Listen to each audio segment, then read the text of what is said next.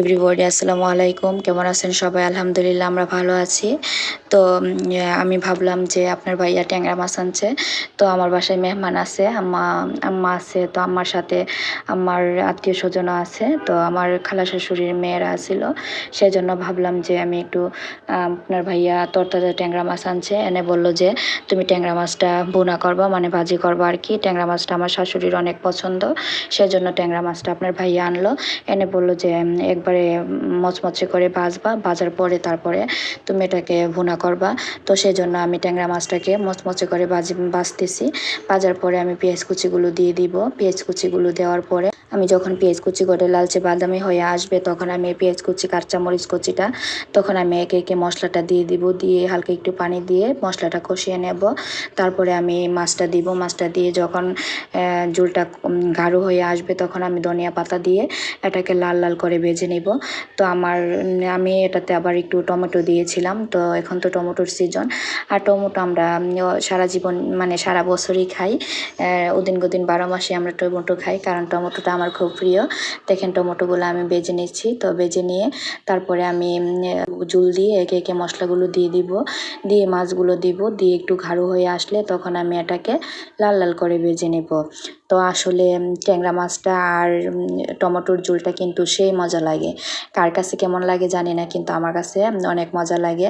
আর টমেটোটা আমার কাছে অনেক প্রিয় ছিল। বাবার বাড়িতে যখন ছিলাম মাকে বলতাম প্রায় যে মা টমেটো দিয়ে টক রান্না করো।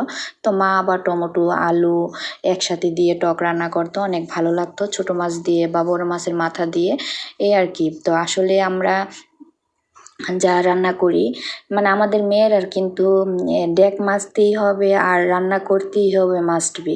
অন্যরা রান্না যেহেতু আমরা খেতে পারবো না, কারণ আমাদের মুখটা তো আবার অন্যরকম, জিহ্বাটা অন্যরকম, সেজন্য আমরা ভাবি যে নিজে রান্না করে খাই। আর আমি বিশেষ করে যখন স্কুলে জব করি আমি বাবার বাড়ি থাকতেই, কিন্তু ওই সময় তো মা রান্না করতো, মার হাতে রান্না খাইতাম, মা সব কিছু করে রাখতো, আইসা শুধু খাইতাম। আর এখন তো নিজে স্কুল করে আইসা বাসায় এসে রান্না করে।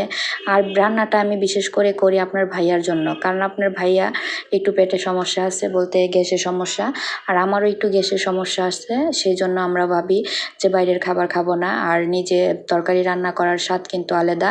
আর যা রান্না করব তা যাতে দুপুরে আর রাত্রে খেলে শেষ হয়ে যায়, যাতে তরকারিটা বাসি না হয়, এরকম ভাবি আর কি।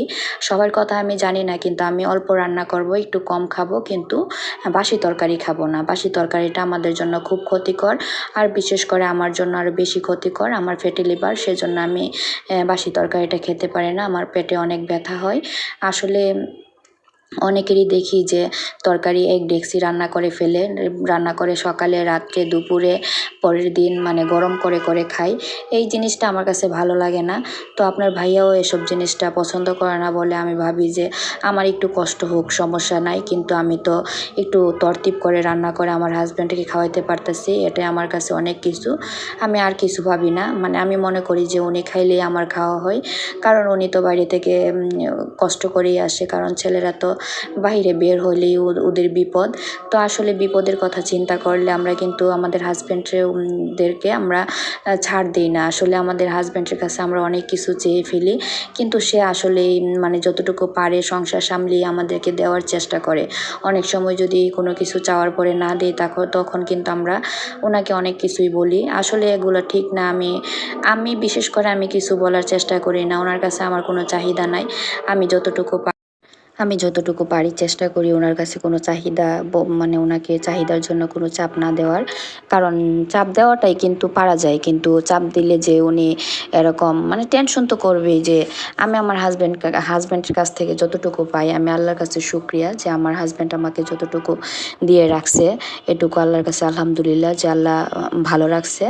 তো আসলে হাজব্যান্ড ওয়াইফের মধ্যে এরকম আন্ডারস্ট্যান্ডিং যদি না থাকে, তাহলে সংসার কিন্তু করা যায় না। সংসার করতে গেলে একজন আরেকজনকে ছাড় দিতে হবে, স্যাক্রিফাইস করতে হবে।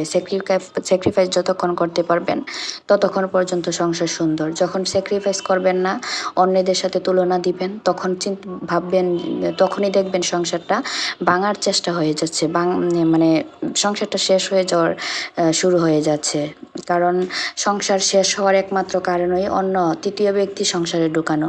তো আমি তৃতীয় ব্যক্তি পছন্দ করি না। আমি কোনো কিছু করলে আমার হাজব্যান্ডের সাথে বুঝি, আর আমার হাজব্যান্ড কোনো কিছু করলে আমার সাথে বুঝে। বুঝে, যদি আমি যতটুকু পারি বোঝানোর তো বুঝি। আর আমার হাজব্যান্ড আলহামদুলিল্লাহ একটু বুঝের মানুষই, আমাকে একটু ভালো বুঝ দেয়। আর আমি তেমন বুঝের মানুষ না, কারণ আমার খুব রাগ, তো আমি মানে রেগে যাই সব কিছুতেই।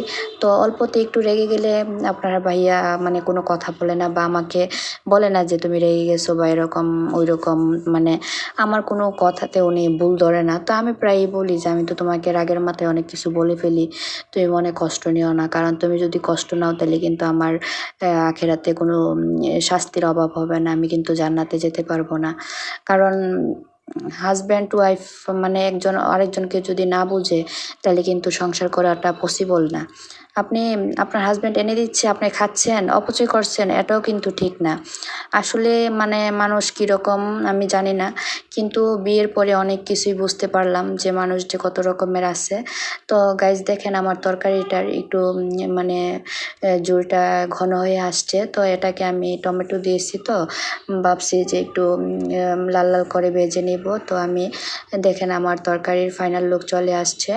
আমার তরকারির ফাইনাল লুক, এই যে আমার তরকারির ফাইনাল লুক। তো যদি আপনাদের কাছে ভিডিওটা ভালো লাগে অবশ্যই লাইক কমেন্ট শেয়ার করবেন এবং আমার জন্য দোয়া করবেন, যাতে আপনাদের জন্য নতুন করে আবার নেক্সট ভিডিও নিয়ে আসতে পারি। ওকে, আল্লাহ।